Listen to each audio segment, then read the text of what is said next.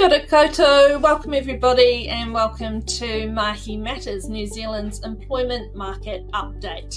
On today's show, we're looking at what should your priorities be for your 2026 agenda. So what should HR leaders in New Zealand be focusing on as we step into 2026? Can't believe I'm saying that already.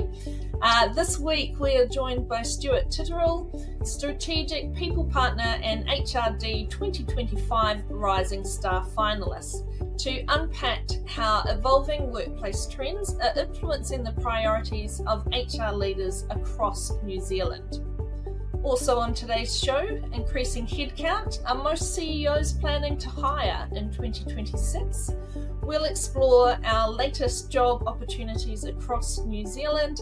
And lastly, expected flexibility. Are you losing your employees for a better work-life balance? Okay, so it is hard to believe, as I said, that we're already approaching 2026.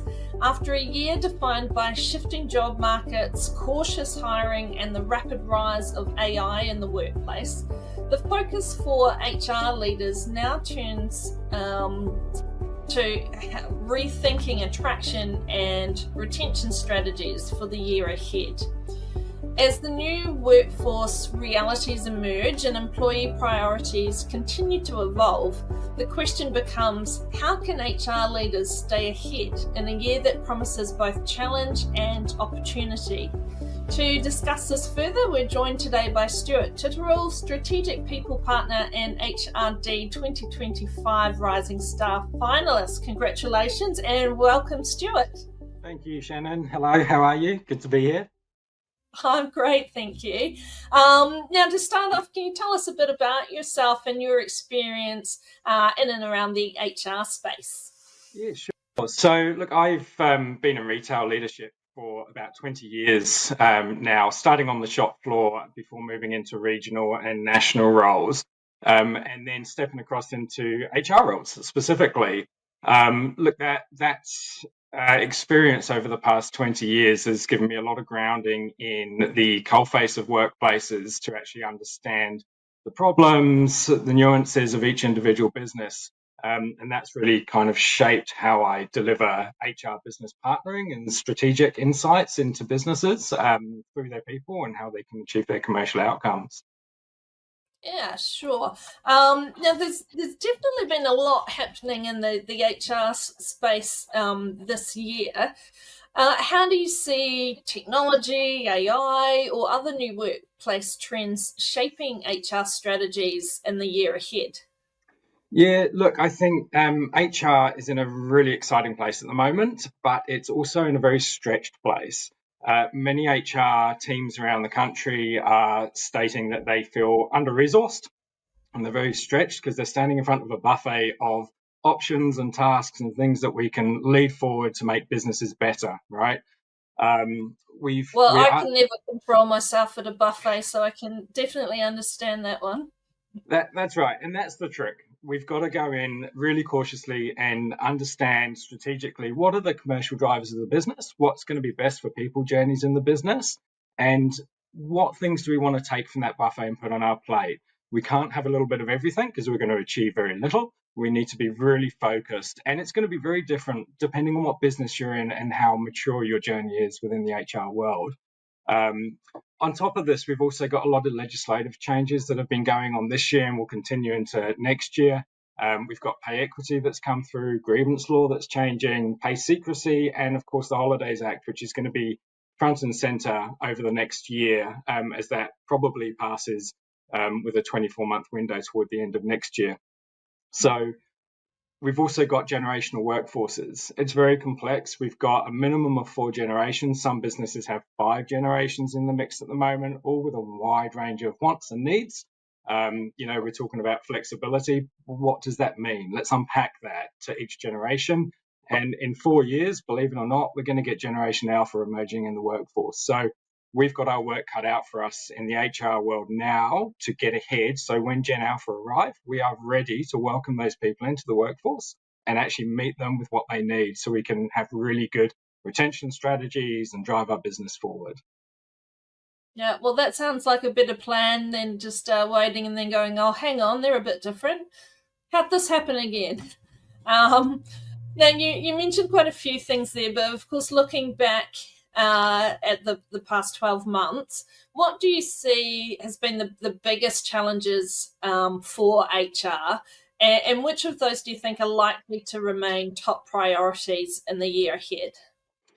Yeah, look, I think it's a really interesting question. I think economic uncertainty, which is sat high up the list of most business leaders, has driven restrictions in what we have been able to achieve in HR, because it drives tighter budget, tighter people management, and things like that. So we really need to be focusing on recruitment, retention, skills gap, well-being. All of those things are front and center, and they will remain front and center in the coming year.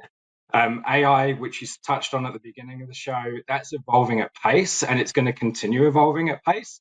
The reality is no one can keep up with it, but we are needing to stay on top of the wave and continue learning, continue engaging.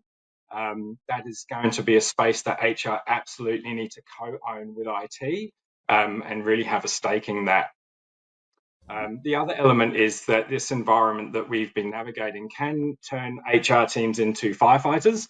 And it's really important that HR hold the ground, put down the hose, and step into that strategic space so they're actually supporting the business and they're in the boardroom, they're talking in these meetings, they're having a voice in the conversation, and they're understanding what the business needs and then aligning their people strategies with that. Fantastic.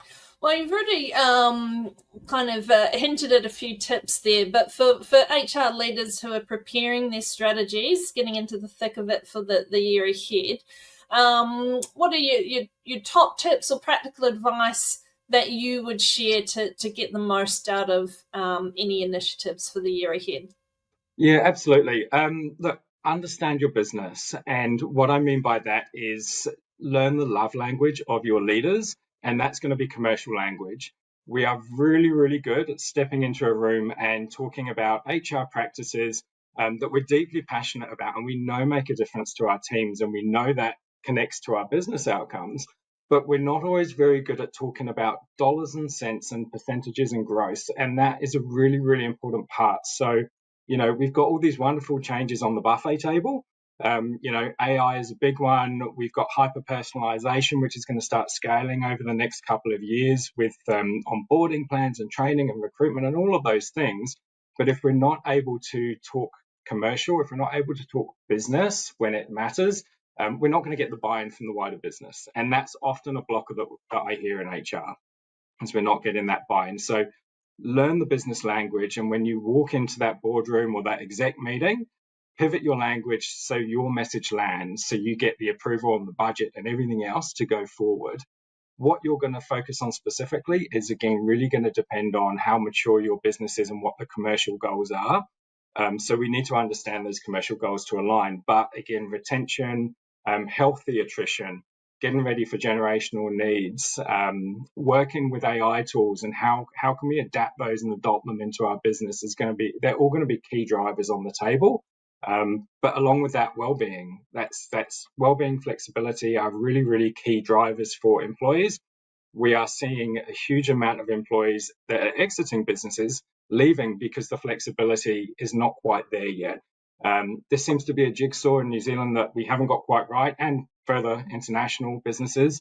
We swing the pendulum from really good flexibility back to no flexibility and then a little bit of flexibility. We need to understand and unpack what it means. It's not quite as clear-cut as just working from home 1 or 2 days a week. Each person has a different need for flexibility, and if we understand the why, we can start to meet that, and the business can start to actually adopt flexibility programs that are fit for purpose, because they are, when it comes to employment, they are expected, like tea and coffee is expected in the lunchroom. I expect flexibility as well. Yeah, excellent. Well, thank you so much, Stuart. Some amazing insights there, and I'm sure there'll be a few HR leaders and business leaders alike who are going, oh, I'm going to put that into the plan as we start preparing for 2026. It's not on the script here, but I'm going to give you a bonus question. I think, it's obviously been a challenging market for pretty much everyone for quite some time. So it's good to look ahead. What are you most excited about for next year? Oh, that is a big question. Look, I'm actually really excited to start bedding in AI practices within the business. I think there can be a lot of hesitation and fear around job loss and things like that, and that doesn't need to be the case. The landscape is shifting, it's shifting rapidly, and that means jobs are shifting, and we're going to start seeing this migration, pick up steam as we go from head count to skills count. And we're going to start creating skills ecosystems within businesses. That doesn't mean people need to lose their jobs. It means we need to retrain and upskill and actually have the ability to step across various areas of a business. That's really exciting, and it can make your workday a lot more exciting too. So I think the evolution of AI, we need to control it. We need to go at a good pace, but it's a really, really good opportunity to step into a world that can, make a big difference for a lot of people in their roles. Yeah, fantastic. Well, I think it is going to be an exciting year ahead. Thank you so much for joining us, Stuart. No worries. Thank you for having me on. I appreciate it. Excellent.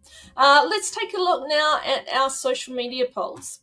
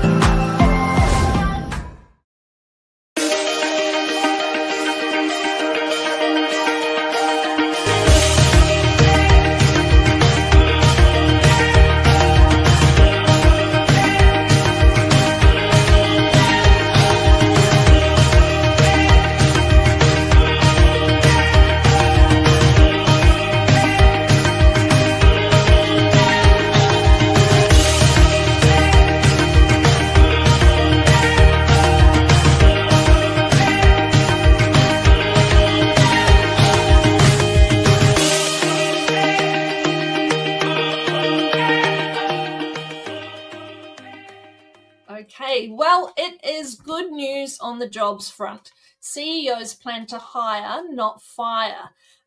So that's definitely a headline that we've been waiting for. So CEOs across the globe are signalling a shift back towards growth, and New Zealand is no exception. According to KPMG's 2023 CEO Outlook, 72% of New Zealand CEOs expected to increase headcount over the next 3 years. Now, that long-term confidence is encouraging, but of course, let's be honest, it should come with a grain of salt. Those predictions were made before we saw just how tough 2024 and 2025 would become for our labour market. But there are signs that the tide may be turning.